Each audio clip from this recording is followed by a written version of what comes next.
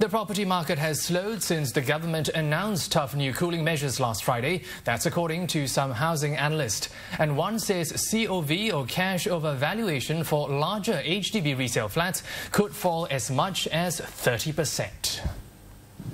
The median cash premium for a 5-room or executive flat has hovered around $40,000 to $50,000. But with tighter mortgage servicing ratio, observers say this may change. People who are buying a bigger HDB flat will either have to top up with the CPF and cash, and over and above, if you want to pay a very high COV, it will be a double exposure in your cash upfront. And that's where we are expecting the market of COV to cool off, particularly for the 5-room and executive, in a tune of 25 to 30% in coming weeks. Analysts add the attitudes of sellers may also be shifting as they realize buyers are more cash-strapped. After the policy announcement, I think more sellers have become more realistic gradually.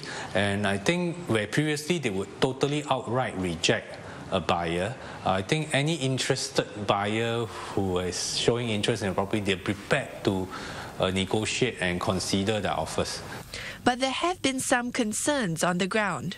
Among the new property cooling measures announced on Friday, Singaporeans will now have to pay a 7% additional buyer's stamp duty for their second property. And analysts say this may lead to some transitional issues in the future.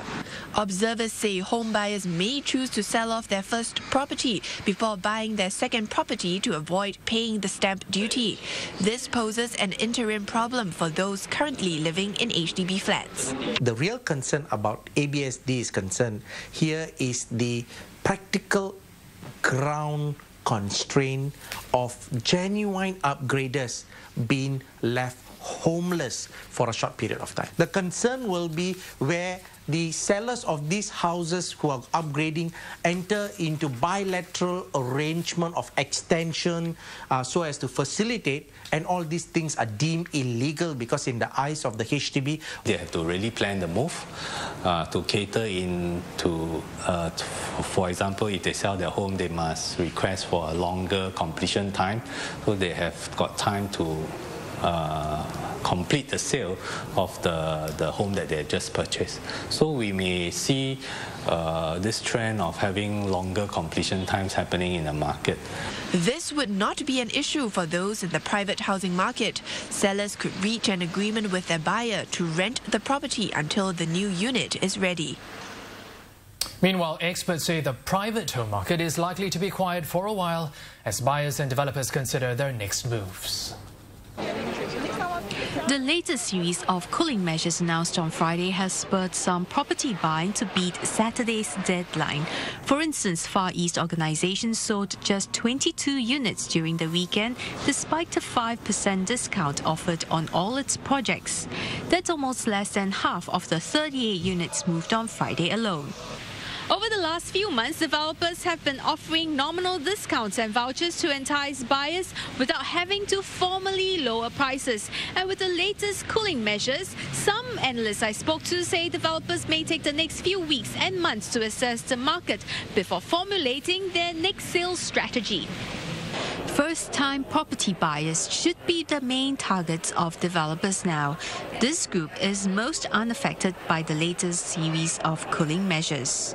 Anything that probably be able to help them reduce their capital outlay upfront would be something that is welcome.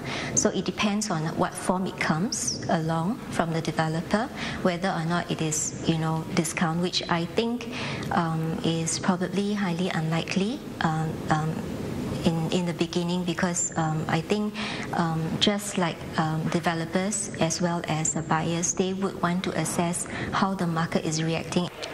Developers are also expected to be more prudent in their sales strategies to attract new buyers.